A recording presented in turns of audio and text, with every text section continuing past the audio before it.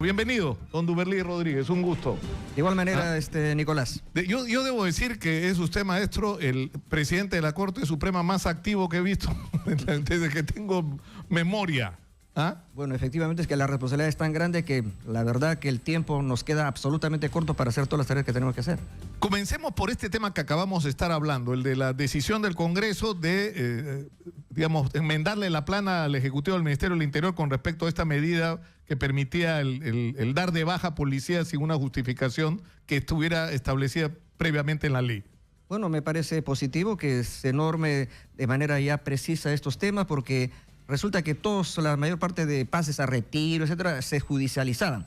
Y resulta que los jueces a veces tomaban decisiones que, digamos, no eran del agrado del Ministerio del Interior y se ponían quejas. Yo creo que con esa norma, si se ya aclara el tema, yo creo que ya tendremos menos problemas en el Poder Judicial. Una descarga, sí, porque ocuparse de otros temas y no de andar, ¿no? Enmendándole la plana al ministro del Interior, pero en fin. Ha habido una controversia y me pasó, le debo contar, Duberlí, una experiencia bien interesante, porque fui a hacer una declaración de esas que uno como periodista siempre tiene que enfrentar, porque salió en un noticiero que yo dirigí hace algunos meses, el año pasado, ¿no? Una noticia y una persona sintió afectada su honor y uno tiene que ir al juzgado, ¿no? A explicar su comportamiento, etcétera. Y tuve una conversación con la jueza a cargo que me pareció fuera de la diligencia, ¿no? Donde me decía, oiga, Lucas, nos cargan a los jueces responsabilidades que no son nuestras. ¿Por qué va a ser culpa nuestra que este señor acusado de ser un sicario esté en detención domiciliaria libre metiéndose a balazos en San Isidro? No es nuestra responsabilidad.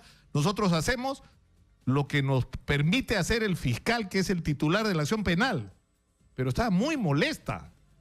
Muy molesta, además llena de expedientes así. Sí, ha habido todo un escándalo por el tema de la liberación del pato, no sé cómo le llaman. Claro. Pero ¿qué pasa?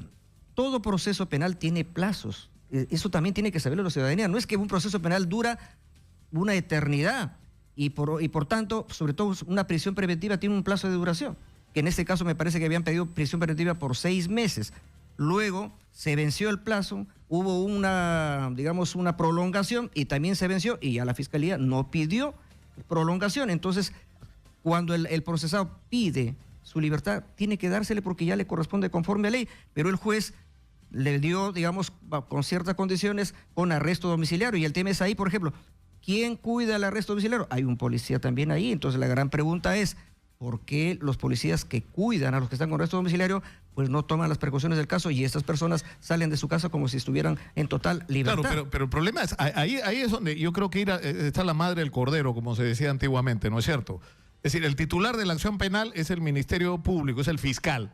Entonces, si el fiscal no solicita, porque, es decir, para empezar, la ampliación de la prisión preventiva no se puede dar. El oficio no se puede dar. Es decir, el juez no puede decir, no, está acusado de homicidio y hay evidencia suficiente, yo no lo puedo mantener preso si el fiscal no me lo pide. Así es, pero por otro lado ahí también hay un problema. Yo creo que si una persona está privada de su libertad y las cosas son un poco claras, por ejemplo, si hay ya las pruebas suficientes, ya debe formularse la acusación. Entonces ya con la acusación se va al juicio oral y ya los jueces resuelven. Claro, pero eso es, o sea, estamos atrapados en este asunto, porque yo he llamado la atención. No tengo buenos amigos en el Ministerio Público, pero a mí, sinceramente, hay días en que ya me enerva que llegan comunicados de prensa donde se celebra el Ministerio Público logró la prisión preventiva. Escúchame, lo que necesitamos es que el Ministerio Público logre sentencias, no prisiones preventivas. Las cárceles están llenas de presos sin sentencia. Tenemos 85.000 presos en el Perú y cerca de 40.000 están sin sentencia. Es grave. O sea, prácticamente la mitad. Prácticamente la mitad. Esos son presos preventivos. Entonces, ahora, ¿por qué? ¿Por qué dura tanto un proceso? No entiendo. Por ejemplo, este pato ciego, este donaire, al que estamos haciendo referencia. Hay evidencias que lo asocian a una serie de crímenes, hay testigos, hay pericias, ¿no es cierto? ¿Y a qué es lo que falta para que este hombre sea sentenciado? Bueno, lo que tengo entendido es que ya finalmente hay acusación, pero la defensa de este procesado, de manera ya diríamos pues, obstruccionista, recusó a los jueces. Entonces, como le han desestimado la recusación, hay pues el bendito recurso de apelación que sube a la sala para que, digamos, la sala resuelva. Entonces, ahí van ganando tiempo y justamente se vencen también los plazos. Eso también hay que tenerlo en cuenta. No siempre diríamos que hay una suerte de negligencia por el lado del Ministerio Público. También hay maniobras obstruccionistas de los imputados que plantean una serie de artimañas y de recursos para alargar el tema y luego lograr pues el tema de del vencimiento de los plazos. Ahora, esto tiene que ver también con la sobrecarga y la acumulación de procesos pendientes. Yo lo he visto y me decían que esto ha sido en el Cono Norte, no es lo peor, ¿no es cierto? Me decía, hay lugares donde la cosa está peor, pero era impresionante. Uno tenía que prácticamente buscar al cuello al secretario en medio de montañas de papel de los expedientes. El promedio de carga procesal que tiene cada juez en el Perú es 2.000 casos. 2.000 casos. Si el año tiene 365 días calendarios, quédese usted con los útiles. A ver, un juez tendría pues que ser un mago para emitir cuántas sentencias por día. Eso también es una realidad. Nosotros tenemos déficit en el número de jueces. Tenemos una población de 32 millones de habitantes y solo tenemos 3.080 jueces. 3.080 jueces, es decir, para todas las especialidades. Imagínense, ya en el área penal pues no son ni la mitad. Y tenemos que abordar una carga procesal inmensa.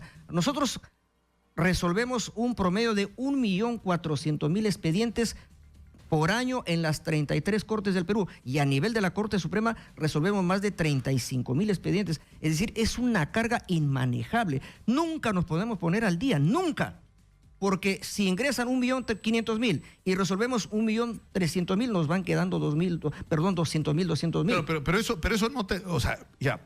Esto lo hemos conversado antes, ¿no? O sea, esto plantea la necesidad de tomar una serie de medidas a diferentes niveles, desde medidas de emergencia hasta medidas de largo plazo, ¿no es cierto? Alguna vez hablamos, por ejemplo, del de darle poder a los juzgados de paz, darle reconocimiento a formas de justicia alternativas, ¿no es cierto?, para resolver, porque al Poder Judicial es como los hospitales. Al hospital, por la crisis que hay del sistema de nivel primario de atención, llega un señor que le duele la muela, otro que está resfriado y uno que se está muriendo de derrame cerebral y otro con un balazo en el estómago. O sea, llegan los cuatro juntos. O sea, en el Poder Judicial casi cualquier cosa llega hasta la Corte Suprema, ¿no? Tenemos que en el Perú prima la cultura del pleito, la cultura del litigio. Todo lo quieren judicializar, cuando perfectamente podríamos recurrir, por ejemplo, a ese mecanismo que se llama la conciliación. Pero la conciliación ha quedado prácticamente en el aire, cuando debía ser una cosa obligatoria. Primero me van a la conciliación y luego recién van a la vía judicial. Y por otro lado, hay que fortalecer, por ejemplo, las atribuciones de los notarios.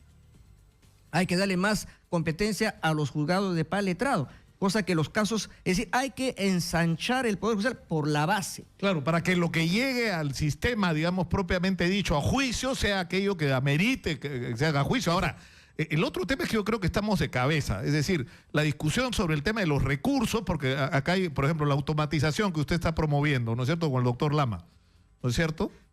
O sea, la discusión no puede ser cuánta plata hay, ¿no? Es al revés, cuánta plata necesitamos y vean ustedes en el Ministerio de Economía dónde la sacan. Pero esto es lo que necesitamos para resolver el problema. Bueno, felizmente yo creo que hay buenas noticias. En el tema del expediente judicial electrónico, que es la principal reforma que yo estoy impulsando, este fin de año ya estamos con funcionamiento de 60 órganos jurisdiccionales con expediente judicial electrónico, cero papel, nada de colas. Desde la oficina del abogado puede mandar su demanda y si quiere la puede llevar también físicamente, pero ahí le escanean y le devuelven todos sus documentos y se queda todo ya digitalizado. Y ya no hay los benditos almacenes, todo va a estar en lo que se llama, en ese almacén que se llama la nube, electrónicamente hablando, digitalmente hablando. Entonces ya vamos a tener 60 juzgados funcionando para la especialidad comercial, tributaria y laboral en la Corte de Lima. Pero 60 obviamente es absolutamente pequeño, pero ya comenzamos a caminar, son proyectos pilotos. Y para el próximo año el gobierno central nos está otorgando 20 millones de soles a cuenta de un préstamo del Banco Mundial que ya está aprobado y que seguramente se estará desembolsando a mediados del próximo año, porque también funciona la tramitología en el Banco Mundial, ¿no? Entonces, 200 millones de dólares va a proporcionar el Banco Mundial para el sistema de justicia y el gobierno peruano tiene que dar como contrapartida 200 millones más. De esos 400 millones, 150 millones yo espero que sean para el Poder Judicial para garantizar la implementación del expediente judicial electrónico, que tampoco no va a ser pues de la noche a la mañana, no se me va a llevar por lo menos 3, 4 años, pero ya está caminando. Eso nos va a permitir ganar en celeridad y también nos va a permitir ganar en transparencia. Claro. Entonces es una reforma importantísima que espero que digamos se lleve adelante, porque eso le conviene a la ciudadanía. Ahora, ¿cuánto le costaría al Poder Judicial automatizar todo y convertir en electrónico todo el sistema? De los 3.000 y tantos jueces. 500 millones de soles.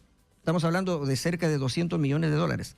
porque el presupuesto que le estoy mencionando ahorita todavía no incluye la justicia penal.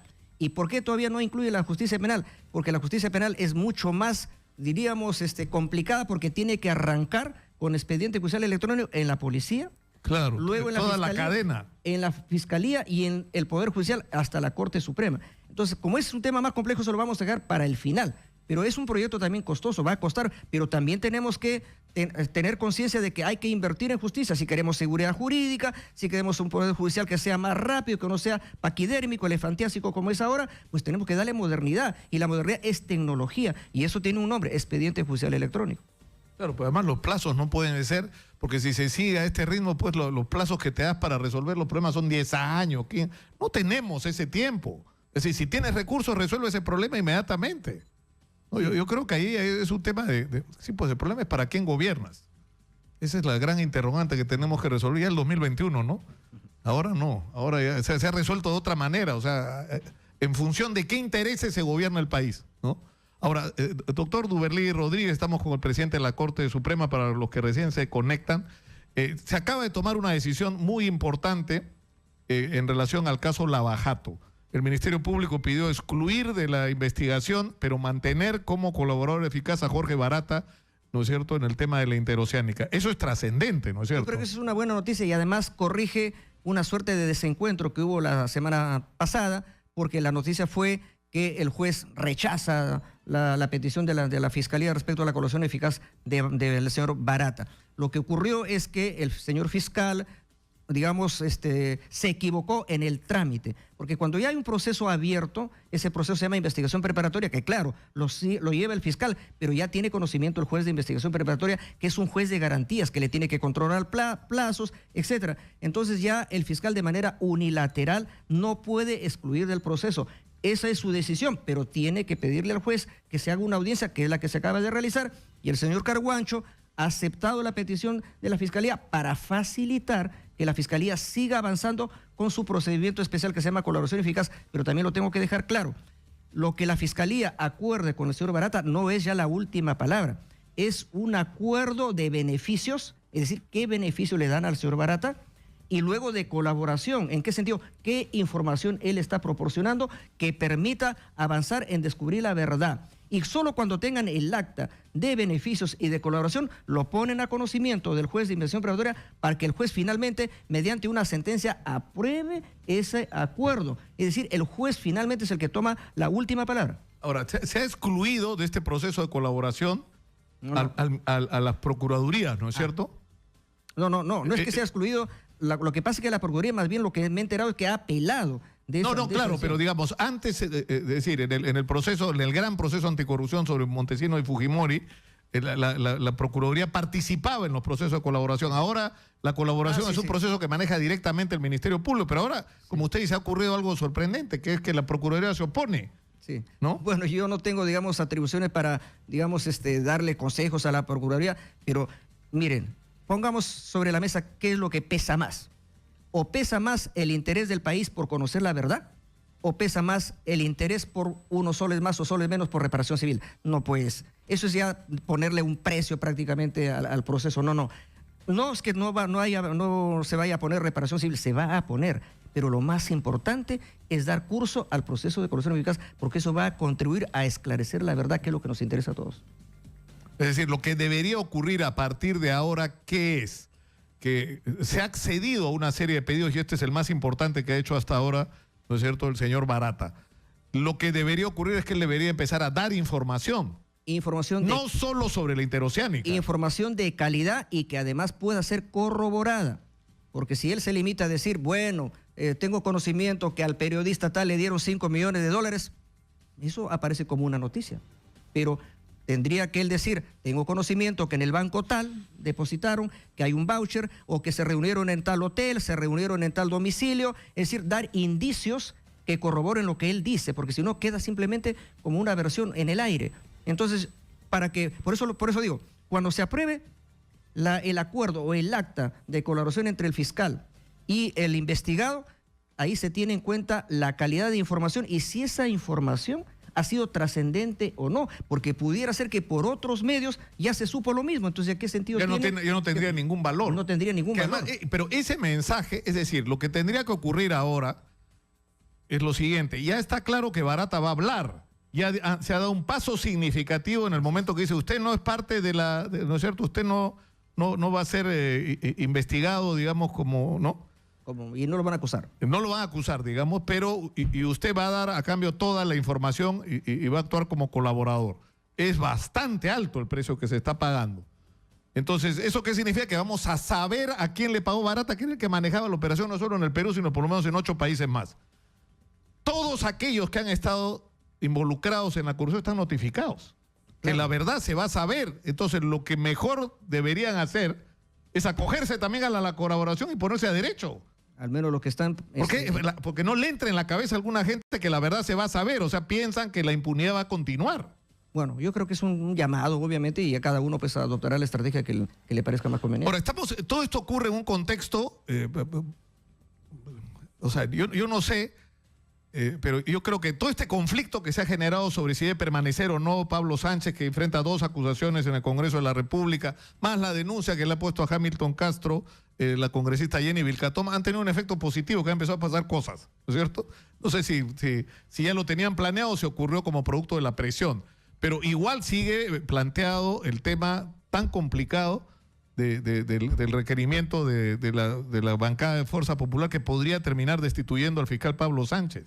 ¿Cuál es el juicio que tiene usted sobre ese tema? Sobre el particular, yo tengo que ser absolutamente respetuoso de las competencias y las atribuciones de los poderes del Estado. Yo no puedo desconocer en absoluto la legitimidad y la competencia que tiene el Congreso de la República para formar comisiones investigadoras, como la Comisión Lavajato, que preside la señora Rosa Bartra, y también formular, digamos, acusaciones, constitucionales contra algunos funcionarios del Estado. Incluyendo el fiscal. Incluyendo el fiscal. Algunos dicen que no es constitucional. No. Es absolutamente constitucional que se pueda, digamos, investigar al fiscal de la Nación. Me pueden investigar a mí también, a cualquier alto funcionario. Es atribución del Congreso, eso es absolutamente legítimo y yo no voy a decir que eso no corresponde. Ahora, ¿qué va a ocurrir después? Ese es otro tema, ¿no? Yo esperaría, como ciudadano, que, digamos, no pudiera darse un mensaje de pretender, digamos, debilitar a las instituciones. Pero yo tengo la seguridad de que el Congreso va a actuar con mucha responsabilidad y, por tanto, yo no estoy en una línea de confrontación ni de negar que el Congreso tenga esas atribuciones. En absoluto. Yo respeto las atribuciones del Congreso de la República. Ahora, ¿no sería contraproducente, como opinan algunos, que en medio de este proceso se produzca un cambio del fiscal de la Nación, un cambio del fiscal que tiene a cargo la investigación? Bueno, eso ya son, pues, digamos, posibilidades, son especulaciones que, digamos, por el momento no me atrevo, digamos, a... No, además hay como un radar, todo el mundo está esperando a ver qué dice Duberlí Rodríguez, ¿no? Pero hay que acostumbrarnos a eso, ¿no? O sea, yo creo que lo que está pasando, porque no solamente está pasando con usted, Duberlí, está pasando con el doctor Serna, ¿no es cierto?, de la Corte de Lima Sur y con otros, ¿no?, presidentes de cortes que están haciendo algo a lo que no estamos acostumbrados. Relacionarse con los medios, explicar las resoluciones judiciales, es algo... El tema de los voceros judiciales no puede ser solamente el presidente de la Corte Suprema. Claro, el presidente de la Corte Suprema por una cuestión institucional. Pero si hay un problema concreto, el juez tiene que salir a explicar su decisión. Pero también, Nicolás, permíteme que te diga que nosotros no estamos solamente concentrados en temas como estos. Nosotros estamos trabajando las 24 horas del día en tratar de sacar adelante este Poder Judicial. Por ejemplo, en este momento yo me voy a tener que trasladar en horas a Puerto Maldonado porque vamos a empezar mañana un Congreso Internacional de Justicia Ambiental, porque ahí está la herida más grande en el tema ambiental en Madre de Dios con la minería ilegal, que además tiene problemas aledaños como la trata de personas, contrabando, lavado de activos, etcétera. Nosotros vamos a ir ahí y vamos a mandar un mensaje, vamos a suscribir con otras instituciones el Pacto de Madre de Dios por la Justicia Ambiental en el Perú, que lo vamos a poner a disposición del Papa cuando llegue en el mes de enero. Y para el mes de diciembre, 14, 15 y 16, en Huamanga, en Ayacucho, vamos a desarrollar el 8º Congreso Internacional de Justicia Intercultural para acercar la justicia ordinaria del estatal que yo represento con la justicia indígena, que nos hacen un favor en descargar, digamos, de carga procesal al Poder Judicial. Es decir, las propias comunidades deben administrar su propia justicia, las comunidades nativas de la selva igual, las rondas campesinas igual. Entonces vamos a juntarnos con ellos, voy a tener la presencia de conferencistas internacionales, incluso de Luis Guillermo Lumbreras, que es una eminencia, ¿no? Una eminencia en el Perú, va a estar también en Ayacucho con nosotros y obviamente yo voy, por ejemplo, hoy día a Puerto Maldonado, pero mañana mismo tengo que regresar porque tengo que estar en el CADI. el día viernes, porque la voz del Poder Judicial tiene que ser escuchada en todas las tribunas, en todos los foros, porque de esa manera la ciudadanía va a saber qué es lo que está haciendo el Poder Judicial. Duberly Rodríguez, presidente de la Corte Suprema, ha estado con nosotros. Muchas gracias. Nosotros nos vamos a la pausa, regresamos con más. Esto es Exitosa 95.5 de la FM en Lima, 65 ciudades unidas por una sola señal, la de la radio del Perú. Exitosa, volvemos.